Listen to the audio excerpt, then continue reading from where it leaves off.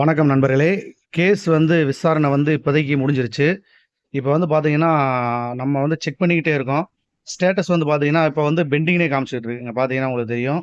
Bending கொஞ்சம் zoom பண்ணி காட்டுறேன். ஸ்டேட்டஸ் பெண்டிங்லேயே இருக்கு. இங்க பார்த்தீங்கன்னா தெரியும். இத வெயிட் பண்ணி பாருங்க. இது அப்டேட் ஆனோனே ஆட்டோமேட்டிக்கா நான் உங்களுக்கு தெரியப்படுத்துறேன். நீங்க எல்லாம் டெலகிராம் குரூப், வாட்ஸ்அப் குரூப்ல ஜாயின் பண்ணாம இருந்தீங்கன்னா, உடனே ஜாயின் பண்ணிக்கங்க. அதில நான் அப்பப்ப அப்டேட் பண்ணிக்கிட்டே இருக்கேன். ஏன்னா வீடியோ கிரியேட் பண்ணி போடுறதுக்கு கொஞ்சம் டைம் எடுக்கும். அதனால நீங்க இன்னும் நம்ம குரூப்பை ஃபாலோ பண்ணாம இருந்தீங்கன்னா, அதில் ஃபாலோ பண்ணிக்கங்க. இப்போதைக்கு கேஸ் விசாரணை முடிஞ்சு செகண்ட் லிஸ்ட்டுக்கு போயிருச்சு அது. இதில் என்ன ரிசல்ட் வந்திருக்கு அப்படிங்கிறது இன்னும் அப்டேட் ஆகாமல் இருக்கு. இந்த இதில் கேஸ் அப்டேட் ஆயிடுச்சுன்னா என்ன ரிசல்ட் அப்படிங்கிறத உங்களுக்கு நான் சொல்லிடுவேன். இது 30ஆம் நம்பர் கேஸ். அதாவது கோவிந்தராஜன்.